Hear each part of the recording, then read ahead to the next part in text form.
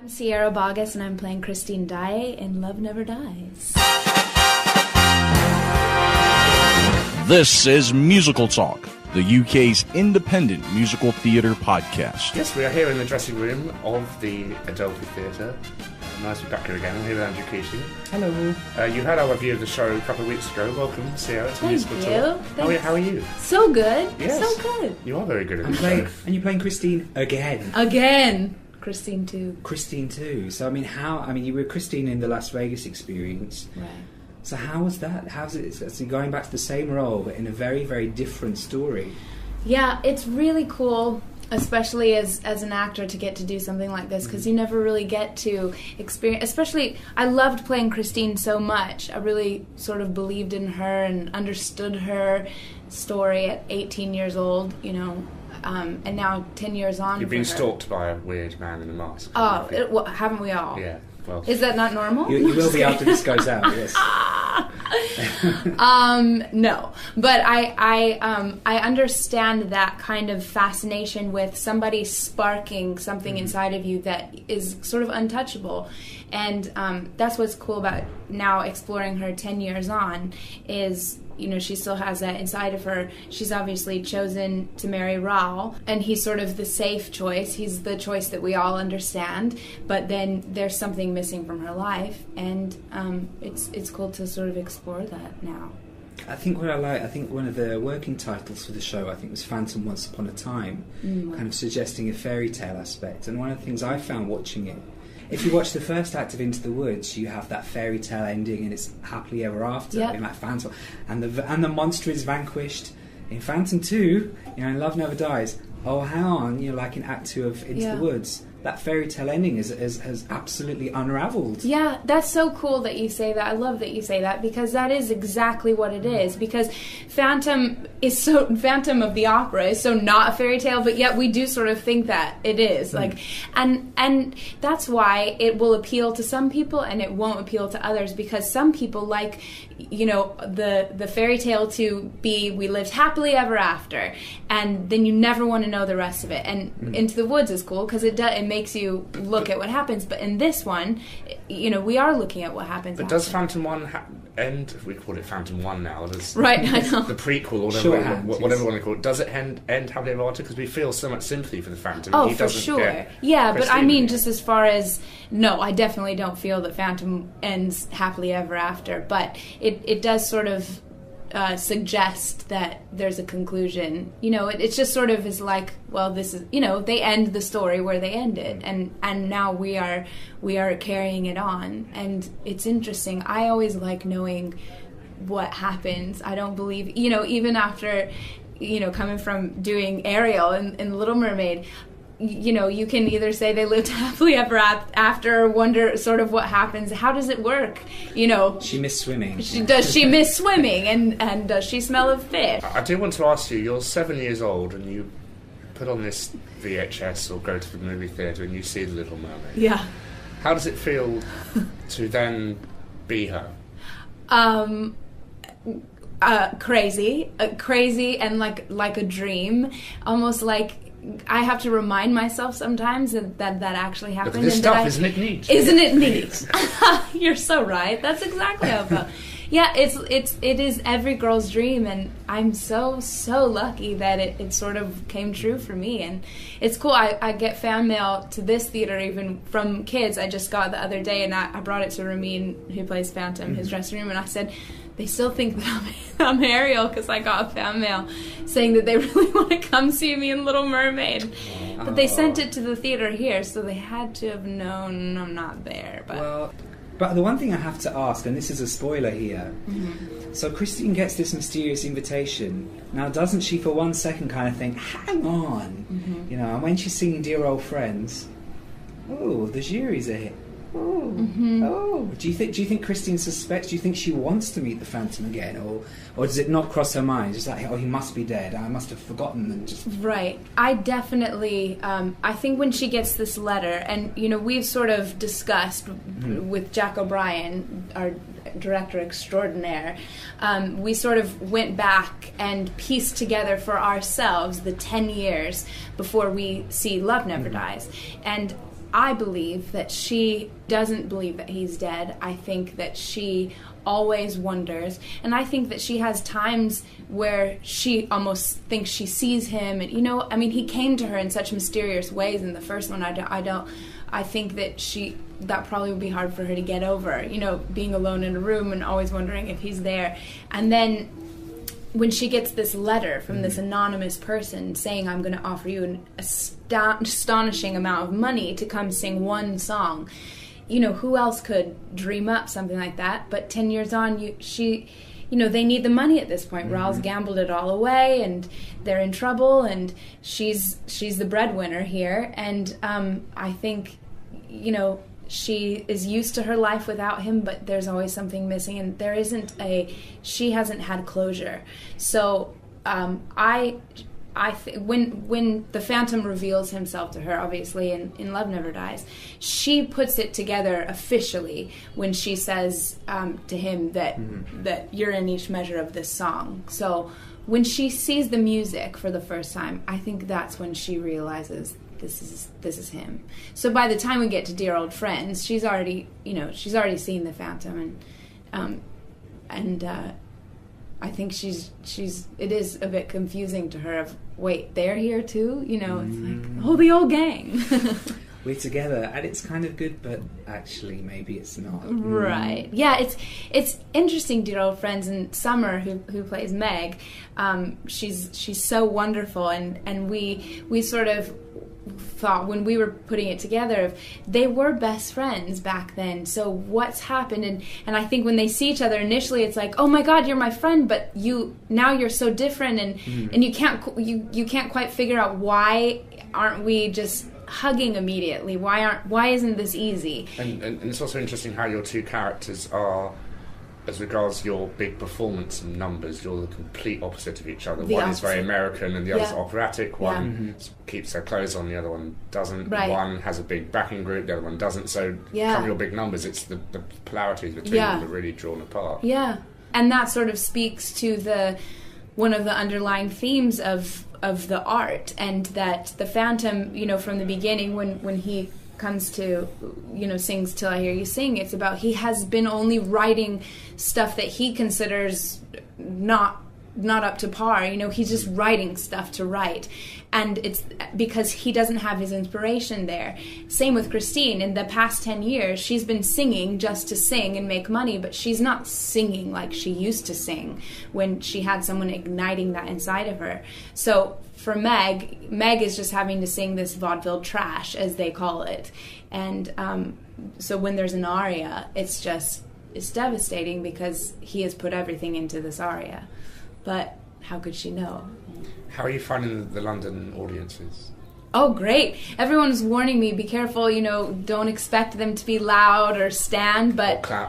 Or clap. But we've had standing ovations every single night and matinee. I mean, it's unbelievable. So I don't know.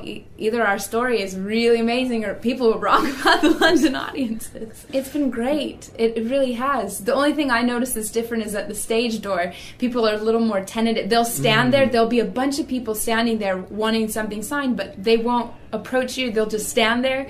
So, because I'm used to, Broadway, you come out and people are, sign this, sign this.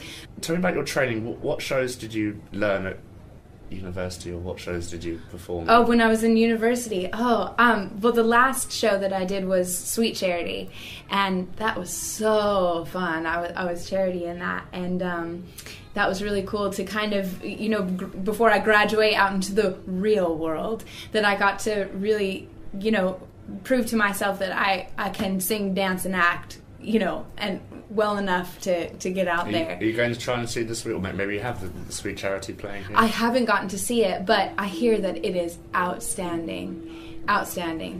And and I love that show. What else did I did Guys and Dolls in school. The Boyfriend, I believe. The Boyfriend was once I had graduated, okay. That summer, the summer after I had graduated. Yeah, The Boyfriend. And I did 9 also in that same summer. Have you done any Rodgers and Hammerstein? I did Oklahoma. I was in the ensemble of Oklahoma. I played Ellen, And I had 2 lines. I got to say, looks like Curly's taken up with that Cummins girl. I love that. I was going to say, because I think the relationship between, say, Christine and Gustav, it's almost like watching The King and I. You know, the mother-son relationship. The song is very, very, very, very Rodgers and Hammerstein. Yeah. Was that the intention? Was that? Well, I guess I should ask Andrew that. He produced The Sound of Music. I think he's been. Well, and he's such a great fan of Rodgers and Hammerstein. He's even mentioned in the play. And Oscar Hammerstein turns up. He comes off the boat. Right. Which is quite a fun moment. It is so cool. Yeah, of all the different people that are on the boat, and that Hammerstein's one of them. I don't know. Andrew draws from a lot of people that he has respected, just as we all do, for our art, drawn from other people. There was a rumour at one stage, I think maybe a year or 2 ago, that I think Andrew had wanted to do Funny Girls. I don't think it's ever been revived. It hasn't been revived, but I would be so scared to touch that. It's such, great songs. Oh yeah, it's amazing. What a great part, but how could you touch what she did? It's interesting because Andrew's new show starts tonight, the Somewhere of the Rainbow. Yeah. And he was risky enough with Love Never Dies, but to add new songs to one of the greatest American shows, films, scores of all time is incredibly risky. Oh yeah. Well, that's Andrew. But I think looking at what he's done with the technology in this show, I think The Wizard of Oz will look, as this show does, absolutely fantastic. Yeah. If he uses projections. It was I think partly the projections. Yeah. The very kind of colourful opening scenes as Coney Island comes to life. Yeah. And almost when you watch that, you can kind of see, this must be how they're going to do Oz. Probably so. Yeah. Are the projections in the show a new form of projections? Because they look like nothing you've ever seen in a theatre. They're kind of 3D, aren't they? They're unbelievable. And I don't know if they're a new form, but I mean, that's Bob Crowley. He is unbelievable and so inventive. I remember when I saw Aida for the first time on Broadway, I couldn't believe what I was seeing. I mean, he's a genius. He's unbelievable. I love the bar scene in Love Never Dies. Oh, yeah. I couldn't work out where the set was. Yeah, a lot of people talk about that, actually, which is really cool. That is one of my favorite sets, is the bar that opens Act 2. It's really cool and inventive. It's that perspective. It's the trick of the eye. And a lot of the set looks almost like optical illusions, isn't it? You can't quite tell what's happening, where things are placed. He did a great one in Mary Poppins with the bank scene, which was just a cloth with a door in it, but it looked like it was towering over you. And he's incredibly gifted, I think. Yeah. It is all about perspective, which is what's so cool, because it is, we as actors and all of it is all about perspective in this, isn't it? I mean, the whole story is your perspective, so it's cool that the set, and the marvelous idea of the rotating stage in is it Devil Takes the Hindmost, where they're all singing and you see the stage from different angles, and then you sing your aria. Oh yeah, the quartet before I sing the aria. Yeah, of Devil Take. Yeah. I was going to say, I'm not convinced that Love Never Dies because you do. You do. Spoiler! Oh, I know, big spoiler. I suppose because the only relationships that seem to work in the show are parents for their children, because everything else kind of ends badly. All the other romantic relationships end badly. Well, I'm going to go ahead and talk about that, because I don't believe that it ends badly. What I think is, when she sings the aria, she has her husband standing on one side begging her not to sing it, and the Phantom on the other side telling her to sing this. And what ultimately ends up winning out is love. It isn't either man. It isn't what Raoul is saying that he'll give her, and it isn't what Phantom is saying he'll give her. It's love. And something that Jack said to me in rehearsal is, love does not let us down. Love is a beautiful, wonderful thing. It's what we do to it that lets us down. So it's suddenly of like, she sort of almost has to let both of them go, acknowledging the fact that I love you in a way, to Raoul, I love you and I have loved you and I know you have loved me, just not in the way that I, that I could be loved, but thank you. And then to the Phantom, I also loved you for what that's worth, and thank you. But ultimately, I think she's celebrating love. So when she says to the Phantom before she dies, remember that love never dies, you know, it's just like, it's a really grown-up realization of, yeah, I mean, inevitably we all are going to die, so there is no happy ending, is there? So for anyone, but I think that is the only way that this could end, is that she was given the gift of being able to be thankful and acknowledge that, thank you for the most incredible love that I could have ever experienced on this earth. And how can it end happy? Is she going to go off and, you know, live this life, the rest of her life, with her husband now, knowing that something spoke to her higher self? No. Or now is she going to go, you know, hiding out with the Phantom somewhere with their... I mean, that's not a happy ending either, because none of those would fulfill her. But if you could write Phantom 3, what would be the story? It's so to complete the truth. It's going to be Phantom 3D. Come on, Andrew. We have joked with Andrew about it. He is so funny about it, and we've decided that it takes place in Tahiti, on an island with steel drums. Why not? And a crab called Sebastian, or a lobster. That's right. Maybe. Yeah, my fish friends. Sea witch, yes. No, get back to us on that. No, seriously, Phantom 3 underwater. You've got the experience now. That's right. Yeah, no, it all comes back to mermaid, doesn't it? It'll be like Frogs, but more successful. Quite. So, I mean, have you had much of an opportunity to see other shows while you've been here? I guess it's such a busy run. Yeah, I haven't really, no. The last thing I got to see before we started previews and stuff, was The Habit of Art at the National, and I was blown away. I mean, I love seeing especially straight plays here in London, because they are just the best. And I really enjoyed that show, but that's the last... I think you were at Allen and Glenn to go and see Sister Act. I did see Sister Act, but not since I've been here. Actually, the day after I closed Little Mermaid on Broadway, I flew out here to do some more recording for Andrew for the album, and Sister Act was opening that night, so I got to see it. It's rather fabulous, isn't it? Oh, and Patina is unbelievable. She's amazing. At least with your set, you're at less of a risk of being hit by something. There's not as many moving objects. Well, there are, we just don't see them. Yeah. No, that's true. Okay. Yeah, no.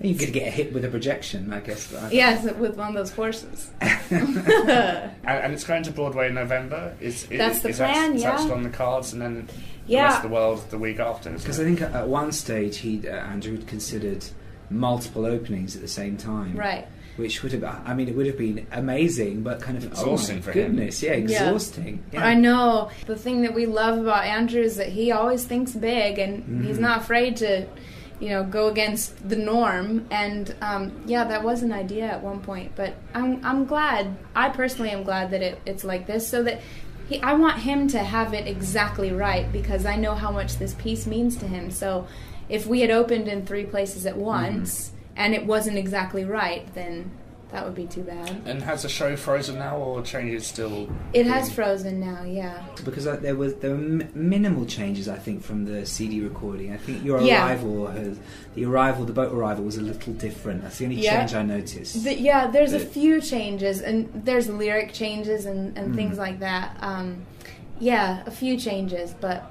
mostly it is... Do shows often record the album before the show is frozen? So not at all. It's quite... We recorded that album in, like, pretty much all of 2009. I was flying over here left and right, you know, to do some recording for it. And also what's rare is that we had the luxury of time, that we had, you know, many days to record. And we recorded sometimes in New York, sometimes in London. I mean... Was it Abbey Road? Abbey Road, yeah. Oh... And did you get run over on the zebra crossing? No, did you play with it? Oh, I played. Yeah. I was like, I am an American, and I am going to cross this Abbey Road and take back the photo to show everyone. Put it on my Facebook profile. Totally, it was my Facebook profile picture. I'm not even going to lie. Because they're thinking of closing Abbey Road, and Andrew was one of the persons who stepped in and said, I'll try and set... Why would they ever do that? Have you heard the story? I have heard that. There was a rumour that he was one of the contenders to look at buying it.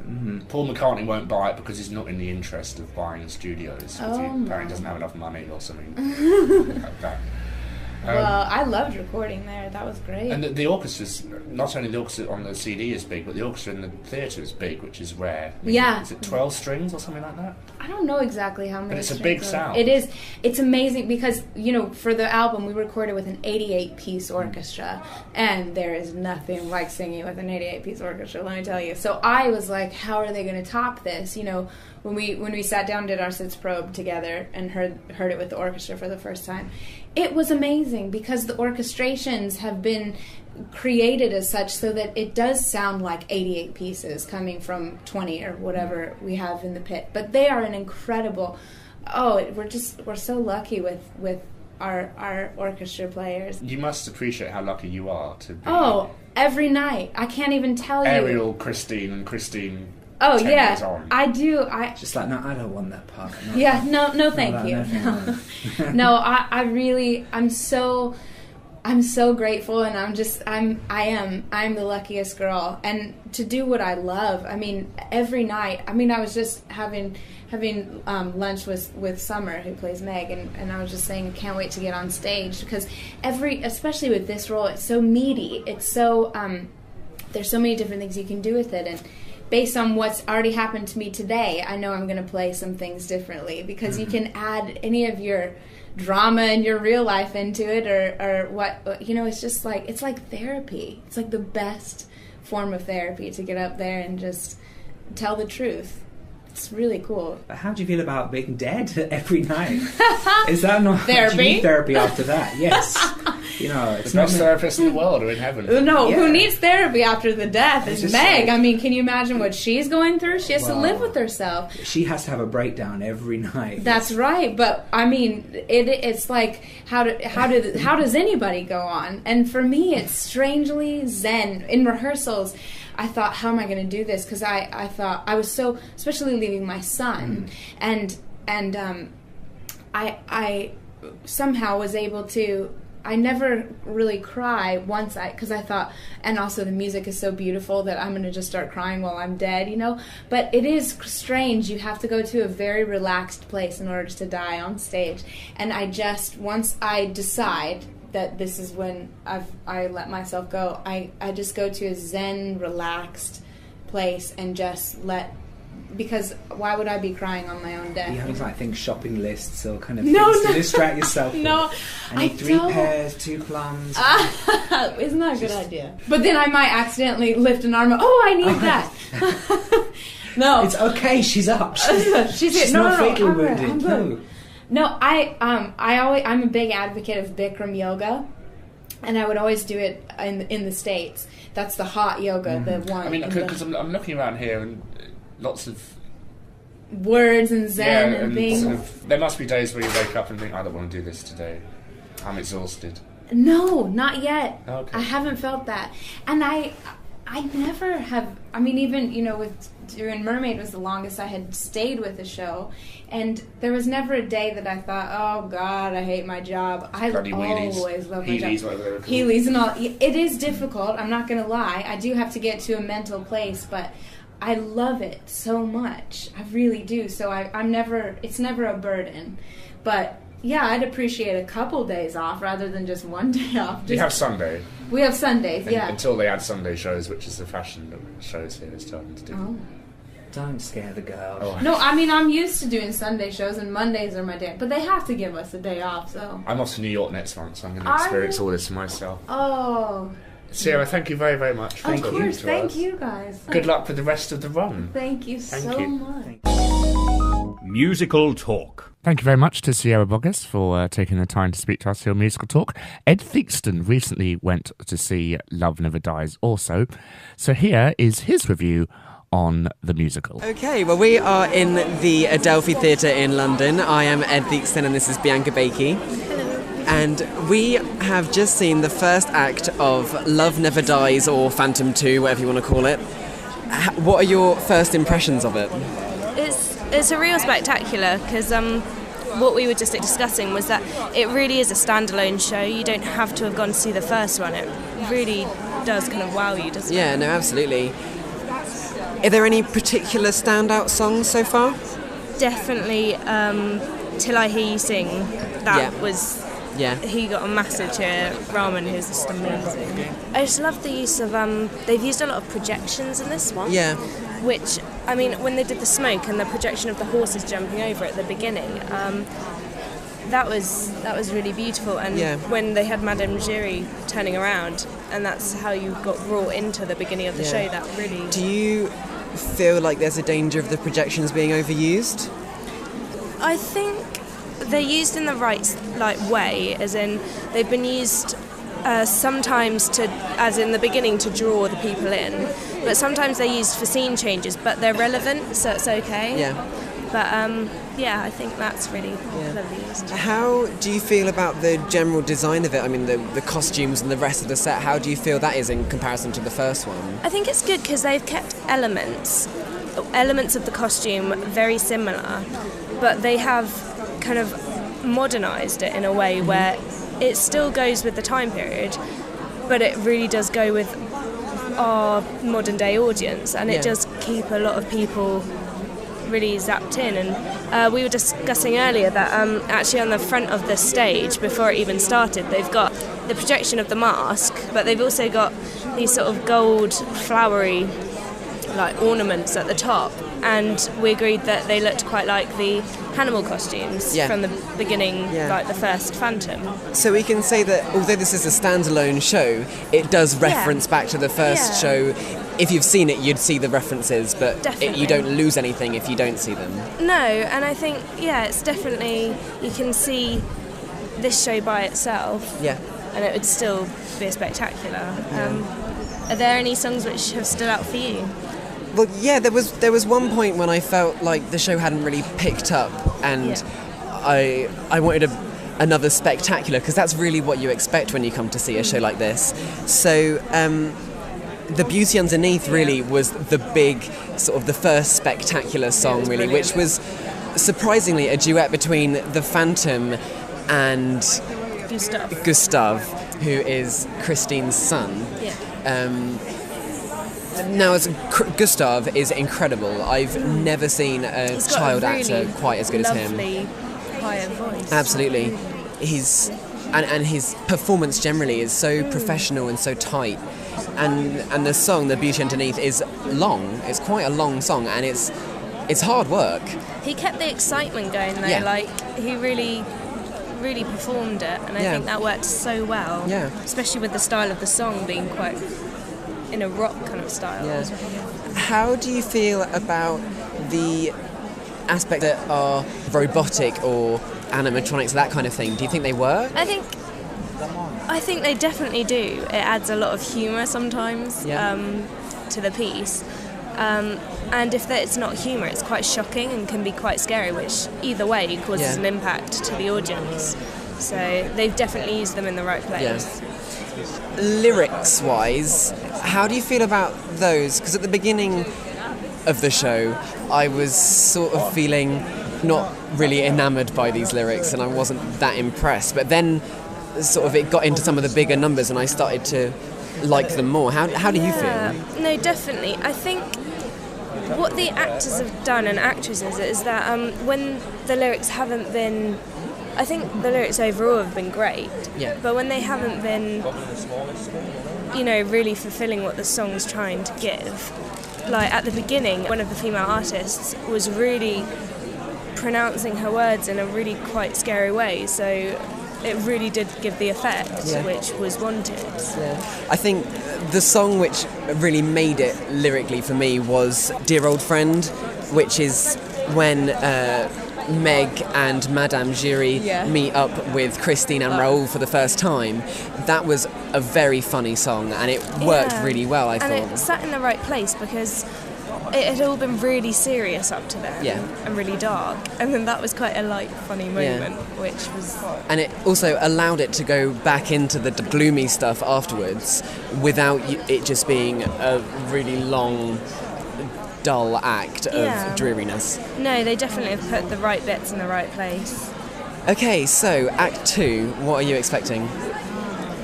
I'm not sure. A lot of the plot to develop,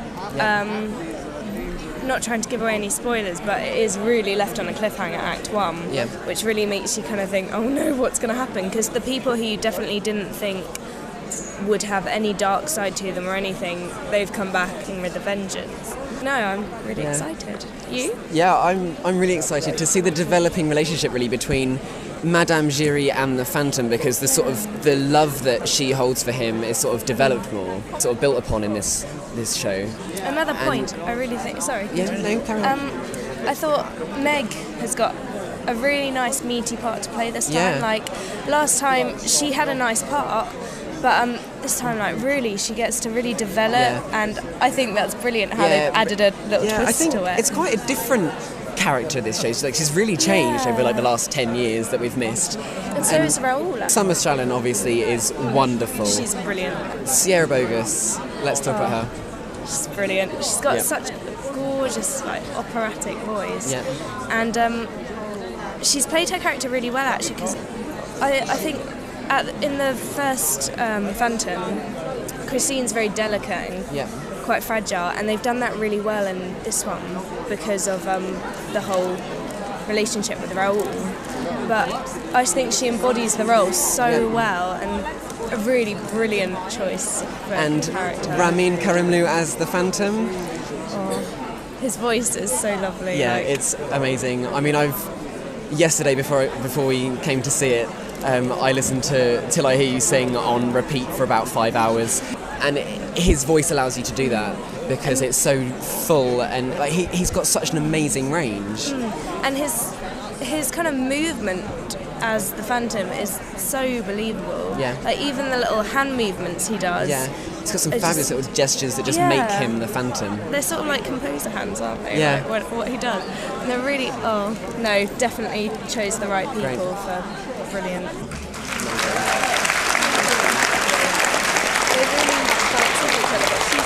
So, we are now post Love Never Dies.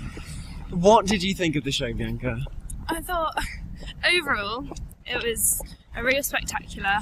Lots of things to see, and there's different things for different people, which is brilliant. I think it had a shocking ending, which worked really well. Yeah, definitely. And overall, a brilliant piece of theatre. Yeah, any nitpicks, any issues that you had with different bits? There is one, which we were discussing before, about the floor at the beginning. Yeah. They had this wooden floor, which gave a brilliant effect. Yeah, it was a perspective effect, which looked incredible. But it was made by a cloth, so it's easy to whip away. Yeah. But due to the two actresses walking in it, which was a very strong beginning, it kept crinkling. Yeah. So it kind of slightly didn't work. Yeah. It slightly ruined it, but it didn't ruin it. It was absolutely fine. We were just talking, and we decided that there were echoes with the beginning of the first act of Love Never Dies, with the beginning of Phantom 1. Yeah. Well, they have the monkey back, don't they? Yeah. The monkey with the symbols. Which now, instead of playing Masquerade, plays Music of the Night. Yeah. Which works very nicely in the first act. And that end bit really worked brilliantly. Yeah. I mean, we won't give anything away because we won't want you to come and see it, but the ending was both shocking and fantastic. It was really worked as an ending. Yeah. Very emotional. Yeah. No, definitely very emotional. We realised on the mask. This is the logo, the big the big logo motif in the quantity. The side which the Phantom's face is on is not cracked, like the right hand side, but the left hand side's all withered away. So we thought maybe that was done deliberately. Some sort of symbol of the similarities between whomever the face is representing and the Phantom. Yeah. What did you find could have been done better, or was done not in the same way you would have done it? Well, I think the second act felt like an act of reprises. It was very traditionally Andrew Lloyd Webber. He redid all the songs that were good in the first act with one or two new numbers. So although it worked, it would have been nice to have a few more like original songs in the second act? The song "Love Never Dies" was brilliant. Oh yeah, I mean that was the highlight, I think, of the second act. And the emotion which is conveyed. I think Sierra did a brilliant job on that. Yeah, Sierra did an absolutely fantastic job. Yeah. Okay, so standout performances from the second act. Definitely Summer. She really, really stood out at the end. Yeah. Try not to give anything away, but really, I thought she really sort of bloomed in the second act. Yeah. And Rahman and Sierra's just were outstanding. Yeah, their chemistry was really good. Their chemistry was so believable. Together. And another chemistry which was believable was Sierra and her son. Yeah. Yeah. I think Christine and her son, like, that was really thought out really well. Best child performer I have ever seen on a West End stage. I think, definitely up there as one of the best, I also thought Neve Perry, yeah. Yeah, she did a really good job as Fleck, one of the Phantom's henchmen, really. Yeah, she did a really good job. There was like three of them, and she stood out as the best amongst the three. Vocally and I thought, physically she moved as the characters. Neve Perry was, of course, one of the finalists on the BBC's I'd Do Anything. Yeah. Okay, so was there anything else in the show that you sort of didn't like or would have wanted to improve or change? No, I think everything was done really well. I mean, how did you feel it was technically as a show? Do you think it was well rehearsed? Do you think the effects and the technical aspects of it worked well? I think it was nice because they just used the rotation of the stage, circular rotation, which enabled them to, in one of the scenes in the first act, they had one scene in the hotel, the room, and then they had the next scene on the balcony, and that was really nice because all they had to do was rotate it, and that was used really well in the song Love Never Dies. Yeah, really when well. You could Great see effect.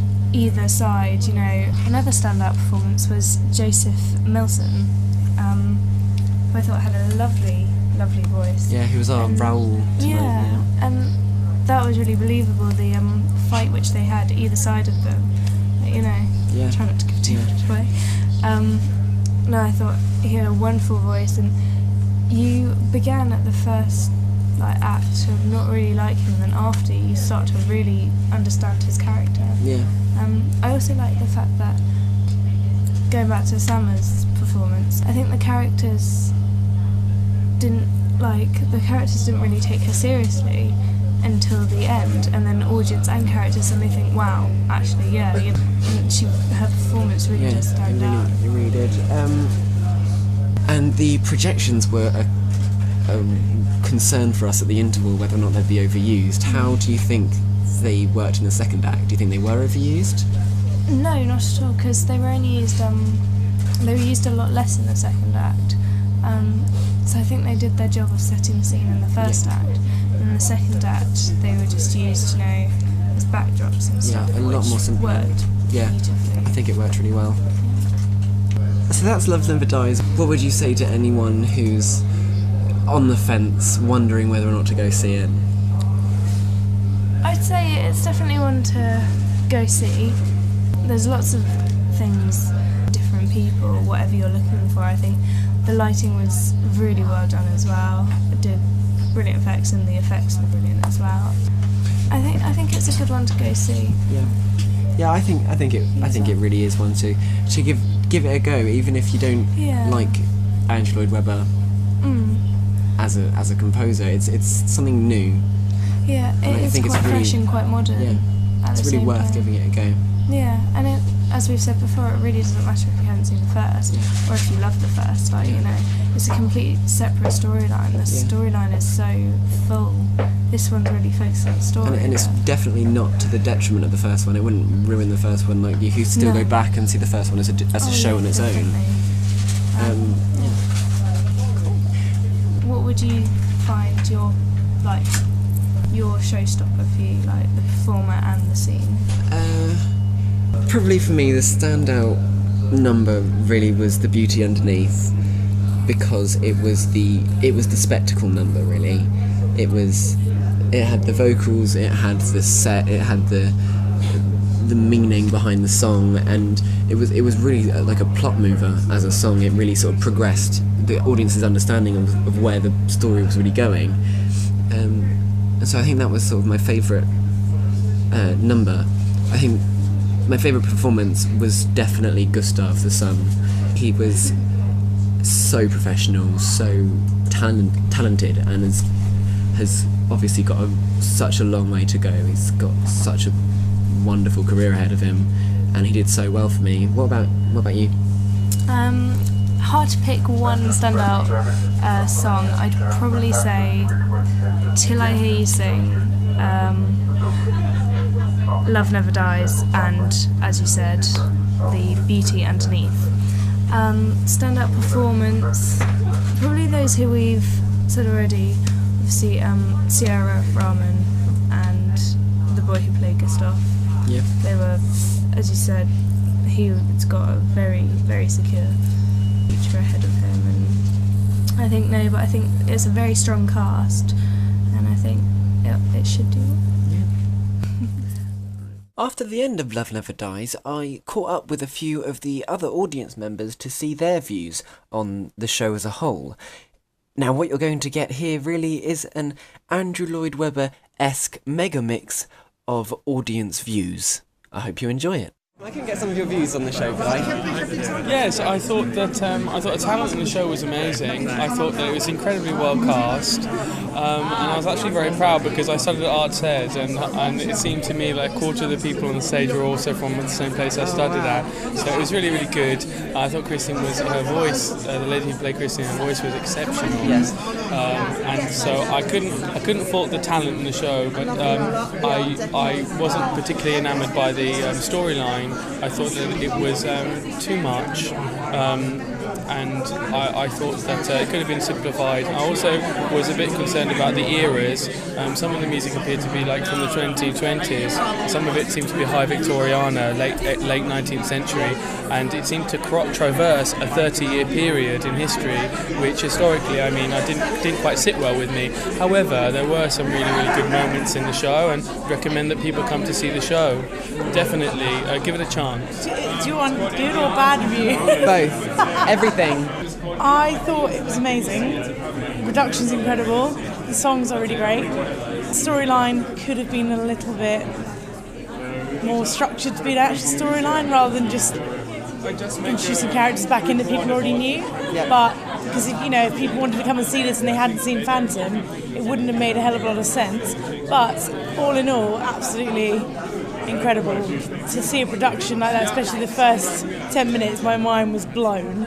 So yeah, overall amazing. What did you think overall? Different than I expected, really. It's more colourful.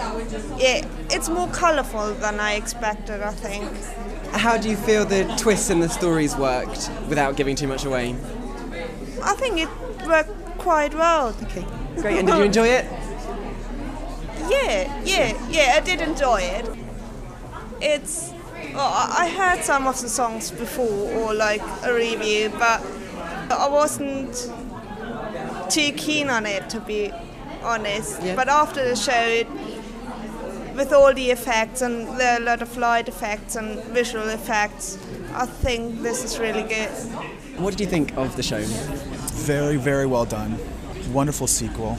Nothing's going to come close really to Phantom, but still, where they went with the storyline was amazing. I loved it. I'm kind of a history buff, so turn of the century, 1900, Coney Island. It's wonderful. I'm not sure where else they could have done that. It's able to take the Phantom's character and bring him out from the dungeon to the penthouse, as it was said. It was really neat, really neat. And do you feel that the story was disjointed, or do you feel that it worked? No, it wasn't disjointed just due to the fact that you had to have all the characters developed. And sometimes if you don't have the characters developed, then you could say it was disjointed just because of all the character development. But that's what happens. Yeah. But it flowed well, and you know, at the ending, everything came full circle. Now I'm just waiting for the third, you know. Yeah. Right? Yeah. Now, as you say, you're a history buff. Yeah. Do you feel that the music was of the time correctly, or do you think that sometimes it went one way or the other? For example, there was some music that someone said was 20s. Well, yeah, the futuristic sound, I guess, if you wanted to say it, when they were up in his room, the drum beats and everything. But that was awesome. I mean, that's so timely now to really bring that into you know, modern time, and it just grasps, you know, that it is 10 years later, but it's 2010. Here, and you know, to have all that loud noise and all the spectacle of that scene, that was amazing. That's almost worth seeing again, just for that one scene. That was unbelievable. Great. Do you intend to see it again anytime soon? I'm really, really, really thinking about trying to see it the next 2 nights, but I don't know. I mean, I know they were sold out. I lucked into this ticket, completely lucked into it. The ticket agency that my hotel went to initially had this seat, the seat I had. The next day, I told them to buy it. The agency said it was sold out. So I'm in Covent Garden at the time when I get that phone call. I come to the theater, and what you know, I buy the exact ticket that they had for me, 23 pounds less. That's good. Oh, it was awesome. I mean, it was so happy. Great. Thank you very much for your time. Thank you. Myself and Bianca then went round to the stage door of the Adelphi Theatre to speak to some of the cast members and get their input on what it's like being in this new show. First of all, we caught up with Summer Strallen, who was playing Meg Giry and can also be heard on the album. Here she is. So how's it been being in such a new show? Well, I was very lucky to do the CD, so I kind of knew a lot about it when I came into doing rehearsals and stuff. So, and I think because of the stigma of Phantom and everything, it's quite difficult to. For me. Because I had a backstory, it was great, but at the same time, Meg Giry is totally different in this one. So it is like doing a new show, which is great, but and fun, you know, costumes and stuff. How's it been working with such a talented cast like Ramin? Oh, who's amazing! been doing Ramin it for and so long? Sierra are my bestest friends now, and will be for life.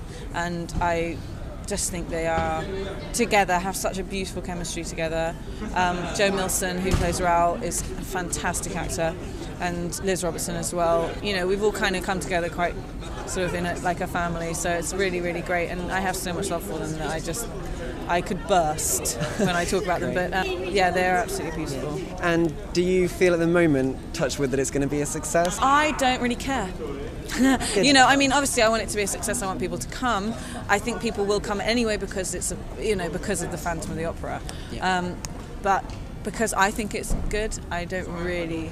You know, everyone has their own opinion, everyone's entitled to their own opinion, and that's all, you know, I can just do my best, and that's all I can do, so. Great. Thank you, well, congratulations on a wonderful show. Pleasure. Thank you. I'm going to rush off. Okay, nice thanks. to see Bye-bye. Thank you very much, Ed. We're now wrapping up the Love Never Dies saga on Musical Talk. If you have any questions or comments, be sure to email us at feedback@musicaltalk.co.uk or follow us on Twitter or send us a message there at twitter.com/musicaltalk. Of course, you can visit our website and listen to many, many previous episodes, all archived for you at www.musicaltalk.co.uk.